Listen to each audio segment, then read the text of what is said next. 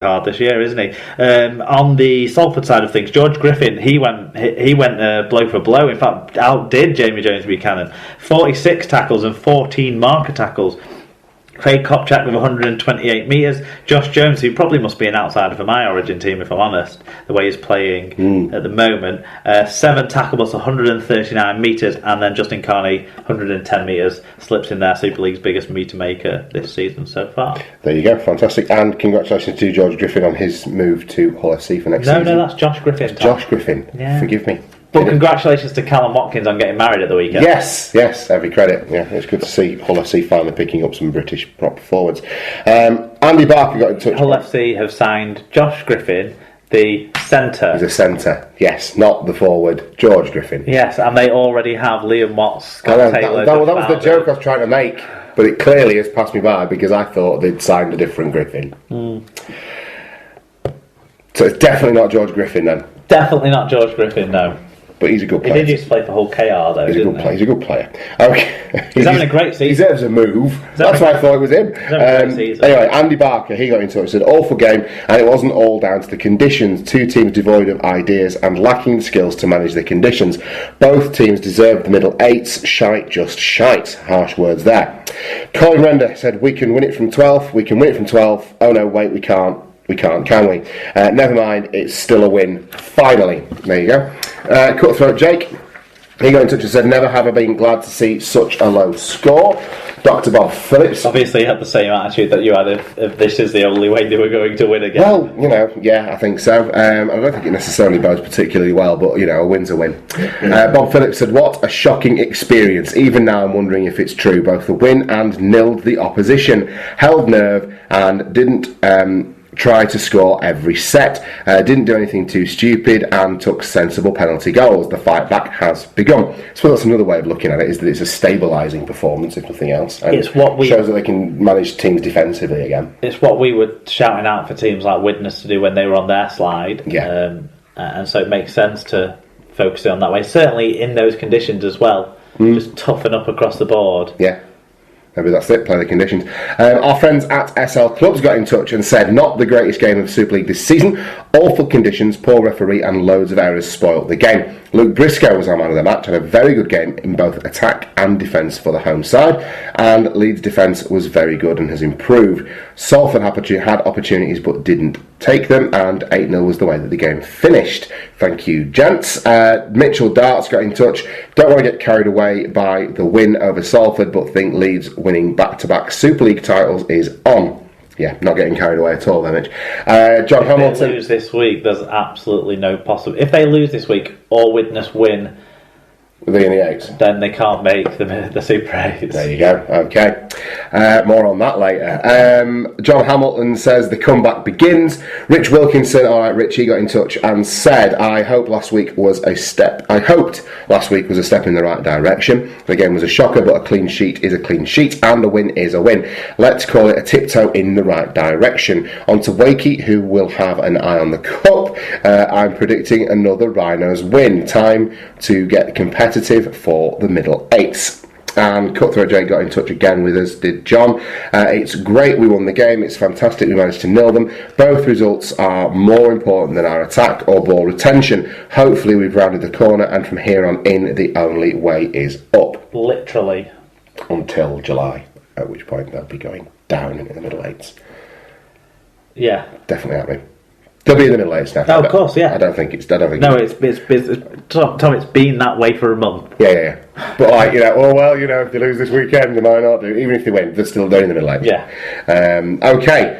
So the big top of the table clash on Friday night. Oh, the grand final rehearsal. Much, I sincerely hope not. Although it's probably going to be raining in October as well. Much fanfare. Well, let's hope they serve up a better fucking game then. These two free-flowing, attractive rugby league playing organisations, and it was Warrington 12, Hull FC 19 in Erefest 2016. It was not, as it so often is the case, not the game that Sky would have billed and would have liked. It ended up being an attritional affair. Warrington just didn't want to hold on to the ball. Hull FC slightly less so. Nice to see a drop goal kind of, sealing it. but it wasn't a tremendous affair, was it? And this is the one that apparently Wayne Bennett flew over to watch. Is it? Apparently so, yeah. Oh, According to Tate Smith afterwards. So that will have gone down like a lead balloon with Mr. Happy. So, yeah, Hull FC, I would say, on the balance of play, certainly deserved to win the game. I didn't see anything really from Warrington that leads me to believe that this is an unfair result. I just don't feel like they got going. Well, Warrington's 2 tries that they scored, one was off a charge down and the other was off a mistake. Yeah. Whereas Hull FC, you could say that there was a number of mistakes within the build-up for with a couple of the tries, but they earned those tries more. There was, a set move outside for Talanoa. There was Gareth Ellis just ran like an absolute beast through them all. They scored tries through them scoring tries rather than sort of a lot of luck along the way to them. The charge downs, there's an element of skill there, and certainly Julien's pick up and pass was good. But even so, it's a low percentage play, isn't it? Yeah. It's not something you expect to come off 90% of the time. And certainly you wouldn't expect it to result in a try necessarily. But like I'm saying, their tries came off those sorts of breakdowns in play. Yeah. They were unpassable. They were so resolute. It was their defence was outstanding in this game. The conditions warranted that sort of play, like we've mentioned about how Leeds did. And Hull FC just really delivered on that front. And whilst they kept making mistakes to back up the Warrington mistakes, to back up the Hull FC mistakes, to back up the Warrington mistakes, how many scrums? Yeah. But yeah, the game wasn't a great watch. It was very easily to be drawn away to listening to the Wigan game and not even focusing on the TV at all. Yeah. But certainly Hull FC, like you say, well deserved the win and cementing their reputation now as the team to beat, because they're 2 points clear at the top. They've beaten Wigan and Warrington in recent weeks now, and they're looking really strong. I don't doubt that both these sides, I would be very, very surprised if these two sides aren't in the semi-finals come the end of the Super 8. I would be very surprised if the current top 4 aren't the current top 4. Well, yeah, absolutely. But I'm saying I don't expect these two less traditionally top 4 sides to implode. Where I worry in terms of a changing of the guard in the Super League is when it gets to knockout football, they don't have quite the muscle memory in terms of end of season, in terms of getting over the line and winning trophies, and maybe that's where someone like you guys come through and sneak a Premiership out of it, because they maybe don't have that experience. Yeah, with Hull FC there is that. There's players who have been there though. There's players who have done it. There's not players that have won grand finals though. Well, there is. There's Scott Taylor. That's a very good point. I'll give you that. There's also Gareth Ellis. There's players that haven't won grand finals for Hull FC. Yeah. Thank you. There we go. But all right, okay, Warrington, fine. Well, Warrington have got that cup ability. They've won in knockout football many a time now. Some members of that team, a few obviously newer people coming into the team haven't. They've also got touches of class in that side and experience. But that monkey that they have to get over the back of winning at Old Trafford is a heavy one. But we'll see. That's for down the line. Far too but here and now, Hull FC is certainly the best side. Absolutely. But not the best game. Errors were the main stat to talk about. On 41 in total. It's amazing. The most in a Super League game since SLP began. There's 21 from Wire and 20 from the Black and Whites, so both teams were shit. Other than conceding 4 more penalties, the visitors were in charge on the numbers. More metres at a better game with more carries, tackle busts, and 5-0 in clean breaks, a big number there. As well as giving up no breaks, Hull also had a 3% better team tackle success in a strong defensive performance. Individually, Tools scored a try assist, 9 tackle busts, and 179 metres. Hang on, is that Tools just because it's like for Thule? Yes. Okay, I thought there might have been like a real story behind that. Carry on. The Violin scored a try and 111 metres. Okay. I don't have one for Liam Watts. Something to do with a light bulb or something. Yeah, that's it. 40 tackles, 12 marker tackles, so worked hard there in defence. And Scotty Taylor had 119 metres. Okay, for Warrington then, who stood out? Yeah, Gene Ormsby grabbed a try and 119 metres. I was a bit disappointed, as most Dream Team owners would have been, that Sandow wasn't credited with some sort of assist on I feel like the mistake would have built up to that. I was a bit surprised at how low his numbers were this week. Darryl Clark for 121 running metres. Ryan Atkins gets in again, 7 tackle busts on 111 metres. Tom, that's a centre for you to think about. Joe Westerman. He's not a rep centre. Joe Westerman with 41 tackles as well, worked hard in there. Okay, so fan feedback then. Brendan Loftus, he got in touch and said, not the greatest game to watch, but as an FC fan, loving our team's spirit at the moment. The forwards were immense, and although Warrington scored for fun last week, they never really threatened late on, unless Hull came with errors. David Wilson said, knocked on a lot, 1. I'm assuming he's obviously, no, he's not a Hull fan, but, you know. He is. I thought it was a... Who am I thinking of? He must be, I don't know. Who's the Doncaster fan then? Well, he gets in touch later, and he is called David, but he's not called... Maybe I'm just thinking... Isn't he called David Brown? Ah, yes, it is. It's Dave Brown. He's taking us to Dave Brown town. David Wilson, he said knocked on a lot, 1. So Thanks for getting in touch, David. He's a Hull FC fan. Yeah. And yes, thank you for getting in touch. It's obviously a newer one on me. Wire Joe. On me too, yeah. He got in touch. He said, what a piss poor game of rugby league that was. Neither team looked like they were worthy top 4 side.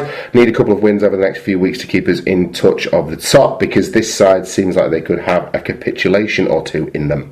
Lee Whitnell, he said it was shit. I look forward to this top of the table clash all week, only to be served a turgid knock-on-a-thon. Yeah, me too, Lee. Hull were better than us, but only in the way that Rose West is better than Fred. Oh, man. And Ryan Atkins has got hands like cow's tits. Shit. Holy Whitnell, I like you a lot. He got in touch again. He said, what's the world record for knock-ons in a match? Wire versus Hull must have smashed it tonight. Do you know the world record for knock-ons in a match? No, and I'm sure there's been matches that have been worse than this one, but at lower grades maybe. But what I would say is it was 3 higher than the previous highest total for errors since Super League Pod began 3 years ago. Yes, there you go. Elliot Wrench, he said, well, that was scrappy. Either side could have taken it. Sandow's party turned into his throwing the ball to the opposition fiesta.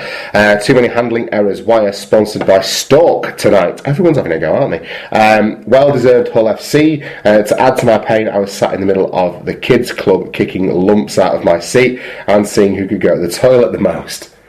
Actually, in terms of fan behaviour, that's not the worst that you will have seen this weekend, at the HJ there this weekend. My friend Talaki99, he got in touch and said, well, that was fucking dreadful. Scoots28 Mac, slightly more from Sarah than we did from Tom. She said, there's nothing like a highly anticipated top versus second match with free-flowing rugby, good passing and ball control, and that was nothing like it. Still, 2 points is all that matters. Sooner or later, we need to play well for 80 minutes. But at least they're closing out these sorts of games against big sides who have quality, who maybe you would have been anticipating to see you over the line themselves, and it happened the other way around, which has happened for a lot for Hull FC this season. Yeah, and it is the mark of a team that's going to go on and do something, that you win these attritional, scrappy games rather than lose them by a short margin, isn't it? So, yeah, absolutely. Rich Langley got in touch and he went, Sneed! And Gaz and Scotty and Mint and all the boys. How many teams win games played with a bar of soap? The roll continues and Hull keep finding ways to win. Top 4 place at the end of the season is now looking more solid. FC Wonderland Tour continues. Yeah, mate. And Paul Ludo Lewis simply said, get in. Big result for Hull FC. Nice work. Big result for Widnes'd. Nice work from all our contributors. There's a lot of funny stuff in that one. I like that. That was good fun to read out. Should we touch on the crowd stuff? I don't know a tremendous amount about it. It's safe to say there was a few dickheads. I don't know who necessarily instigated things. No. It seems like it might well have been, and if I'm wrong, someone will correct me pretty vigorously, I'm sure, but it does seem a bit 6 to 1, half a dozen of the other. Let's hope that's the last time we see that this year. Yes. Obviously, Salford have been charged, haven't they, today with the issues at Huddersfield. Look, we don't want this to spread. We don't want scenes like they've had in France, where it's almost workaday expected common practice to be hooligans and thugs. Yeah. So if you were involved, cut it out. Yeah. Knobheads. Yes, exactly. No, of course they'll beat us up there, won't we, if we call them knobheads? Holy fuck. Just cut it out. Cut it out. Knobheads, don't worry, Mark, I'll look after you. Okay, so to Saturday afternoon then, and down in the south of France. To be honest, I watched this one back Sunday morning, having gone out Saturday night, and it was exactly what I expected. I wasn't massively entertained, to be honest, because this match went the way I thought it would. It was Catalan 33, St Helens 16. St Helens toothless in attack. No doubt that was impacted by the loss of Johnny Lomax in the warm-up and then Theo Farge having to go off midway through the game, so that doesn't help you in terms of your own attacking